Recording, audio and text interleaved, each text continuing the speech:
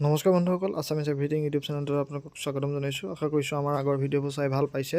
যদি আগৰ ভিডিঅ'বোৰ এতিয়াও চোৱা নাই, আপোনালোকে মোৰ ইউটিউব চেনেলত গৈ সেইসমূহ ভিডিঅ' চাই ল'ব। বহুত তথ্য সমৃদ্ধৰে কেইবাটাও ভিডিঅ' দি থোৱা আছে। আপোনালোকে সেই ভিডিঅ'সমূহ লাইক কৰি দিব, শ্বেয়াৰ কৰি দিব, আৰু চেনেলটো যদি এতিয়াও ছাবস্ক্ৰাইব কৰা নাই, ছাবস্ক্ৰাইব কৰি দিবলৈ নাপাহৰিব। আজি লৈ আহিছোঁ ভাৰত চৰকাৰৰ দ্বাৰা যিটো লেট্ৰিন দি আছে, যাক নাম দিছে IHHL individual house hold latrine.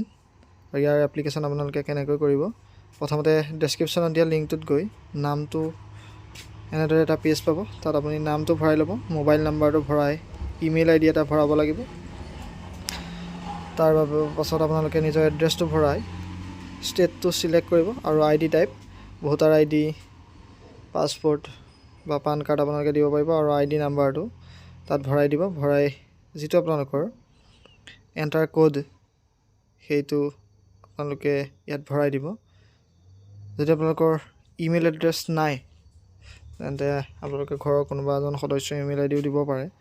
আৰু যদি ইমেইল ID নিজে খুলি ল'ব বিচাৰে, তেনেহ'লে মই এটা ভিডিঅ' লৈ আহিম কেনেকৈ ইমেইল ID বনায়। তাৰপাছত ছাবমিট কৰাৰ লগে লগে এনেদৰে আহি যাব লগইন ID। সেই লগইন IDটো আপোনালোকে কপি কৰি ল'ব, নহ'লে স্ক্ৰীনশ্বট লৈ ল'ব, আৰু আপোনালোকৰ যিটো ফোন নাম্বাৰ দিব, সেই ফোন নাম্বাৰটোত মেছেজ হিচাপে সেই লগইন IDটো তেওঁলোকে পঠিয়াই দিব। তাৰপাছত আপোনালোকে যিটো লগইন অপশ্যন সেইটোলৈ আকৌ যাব, হোম বটনত টিপি তাত লগইন IDটো আপোনালোকে ভৰাই দিব।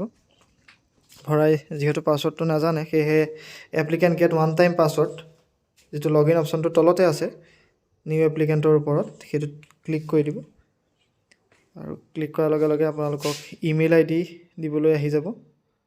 আপোনালোকে তাত এই যিটো ইমেইল ID আপোনালোকে ক্ৰিয়েট কৰিলে, বা ঘৰৰ বা আপোনাৰ নিজৰ ব্যক্তিগত ইমেইল ID, সেই ইমেইল IDটো তাত লিখি দিব। লিখি আপোনালোকৰ যিটো লগইন ID, সেই লগইন IDটো আপোনালোকে তাত ভৰাই দিব। ভৰাই দিয়াৰ পাছত আপোনালোকৰ ওৱান টাইম যিটো পাছৱৰ্ড, এইটো ৰেজিষ্টাৰ ইমেইল আৰু মোবাইল নাম্বাৰটোলৈ যাব। সেইটো আপোনালোকে চাই ল'ব। পুনৰ যিটো লগইন ID আছে সেইটো আপোনালোকে ইয়াত ভৰাই দিব। ভৰাই দিয়াৰ পাছত আপোনালোকে যিটো পাছৱৰ্ড আপোনালোকৰ মেছেজ হিচাপে মোবাইললৈ গ'ল, যদি মোবাইল নাম্বাৰ মেছেজটো যোৱা আপোনালোকে ইমেইলটো চেক কৰিব। ইমেইলটো চেক কৰিলে এটা OTP পাব। সেই OTPটো আপোনালোকে ইয়াত লিখি দিব। OTPটো স্পেচিয়েল কেৰেক্টাৰ এটা থাকিব, তাত এটা কেপিটেল লেটাৰ থাকিব, তেনেদৰে এটা OTP যাব। সেই OTPটো আপোনালোকে ইয়াত ভৰাই, যিটো আপোনালোকৰ ইয়াত কোড আছে কেপচা কোড, সেই কেপচা কোডটো OTPটো ভৰোৱাৰ পাছত ইয়াত এণ্ট্ৰি কৰি দিব।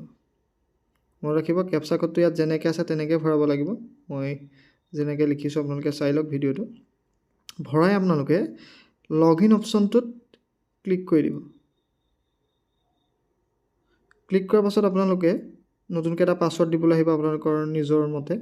সেয়েহে আপোনালোকে কাৰেণ্ট যিটো পাছৱৰ্ড, যিটো OTP হিচাপে মোবাইললৈ পাছৱৰ্ড গৈছিলে, সেইটো ইয়াত লিখি দিব লাগিব। সেয়েহে সেইটো ইয়াত লিখি দিব। লিখাৰ পাছত যিটো নিউ পাছৱৰ্ড এটা আপোনালোকে দিব লাগিব, য'ত আপোনালোকৰ ধৰক নামটোৱেই হ'ল, নামৰ প্ৰথম 4টা আখৰেই লিখিলে যেনিবা, কিন্তু এটা শব্দ মানে এটা আখৰ আপোনাক বৰফলাত হ'ব লাগিব, বাকীকেইটা সৰু। তাৰ মাজত এটা স্পেচিয়েল কেৰেক্টাৰ যেনেকৈ হেজ, তেনেকুৱা হ'ব লাগিব, আৰু কেইটামান নিউমাৰিক থাকিব লাগিব, নিউমাৰিকেল থাকিব লাগিব ৱৰ্ড, আৰু 8টা সংখ্যাৰ এইটো এটা পাছৱৰ্ড হ'ব লাগিব। তাৰপাছত আপোনালোকে যিটো এণ্টাৰ কোড আছে, মই যেনেকৈ ভৰাইছোঁ, এইটো ভৰাই চেঞ্জ পাছৱৰ্ড কৰি দিলে পাছৱৰ্ডটো চেঞ্জ হৈ যাব। আৰু আপোনালোকে এই পাছৱৰ্ডটো লিখি থ'ব ভৱিষ্যতৰ বাবে।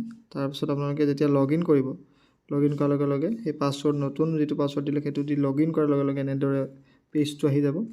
তাত আপোনালোকে ডিষ্ট্ৰিক্টটো ছিলেক্ট কৰিব লাগিব, ULB নেম ছিলেক্ট কৰিব লাগিব, ৱাৰ্ড নম্বৰ আপোনালোকে ছিলেক্ট কৰিব লাগিব। ৱাৰ্ড নম্বৰটো ছিলেক্ট কৰি দিয়াৰ পাছত আপোনালোকে নেম অফ দ্য এপ্লিকেণ্ট লিখিব লাগিব। ইয়াত ৱাৰ্ড নম্বৰটো নেটৰ প্ৰব্লেমৰ কাৰণে অহা নাই, গতিকে আপোনালোকৰ আহি যাব। মই কেইবাবাৰো চেষ্টা কৰিছোঁ, ছাইটটো ডাউন হৈ আছে, আপোনালোকে চাই ল'ব সেইকাৰণে। তাৰপিছত আপোনালোকে নেম অফ দ্য এপ্লিকেণ্ট দেখিছে, ষ্টাৰ মাৰ্ক যিকেইটা আছে এইকেইটা আপুনি ভৰাবই লাগিব। নেম অফ দ্য এপ্লিকেণ্ট, তাত আপোনালোকে কাৰ নামত এপ্লাই কৰিব নিজৰ নামটো লিখি দিব। জেণ্ডাৰটো আপোনালোকে ছিলেক্ট কৰিব, ফাদাৰ বা হাজবেণ্ডৰ নামটো আপোনালোকে ভৰাই দিব। মোবাইল নাম্বাৰটো ভৰাই দিব আৰু ৰেচিডেঞ্চিয়েল এড্ৰেছ ক'ত বাস কৰে আপোনালোকে সেই এড্ৰেছটো প্ৰপাৰলি শুদ্ধকৈ লিখিব আপোনালোকে, যাতে একো ভুল নহয়। আৰু ষ্টেটাছ অফ এক্সিষ্টিং টয়লেট, আগতে টয়লেটৰ যিটো ষ্টেটাছ আছিলে সেইটো আপোনালোকে চিলেক্ট কৰি ল'ব। ইয়াত কেইবাটাও অপশ্যন আছে, চিলেক্ট কৰি ল'ব। যদি আপোনালোকৰ আধাৰ আছে য়েছ কৰিব, নাথাকিলে ন' কৰিব। আধাৰ এনৰলমেণ্ট শ্লিপটো যিটো আধাৰ কাৰ্ডটো আপোনালোকে ইয়াত আপলোড কৰিব লাগিব। আৰু যিটো আধাৰ এনৰলমেণ্ট শ্লিপ তাৰ যিটো চাইজ সেইটো 100 KB তলত হ'ব লাগিব। আৰু ফৰ্মেটটো JPG, PNG এইকেইটা হ'ব লাগিব। তাৰপিছত আপোনালোকে কণ্ট্ৰেক্টৰ যোগেদি বনাবনে চেল্ফ হেল্প গ্ৰুপৰ যোগেদি বনাব, সেইটো আপোনালোকে টিক দি ল'ব। যদি লাগে য়েছ দিব, নহ'লে ন' দিব পাৰে। বেংক ডিটেইলছটো তাৰপাছত IFSC কোডটো আপোনালোকে শুদ্ধকৈ ভৰাব, ইয়াত চাৰ্চ কৰি ল'ব পাৰে নাম দি। তাৰপাছত আপোনালোকে বেংকৰ একাউণ্ট নাম্বাৰটো ভৰাব।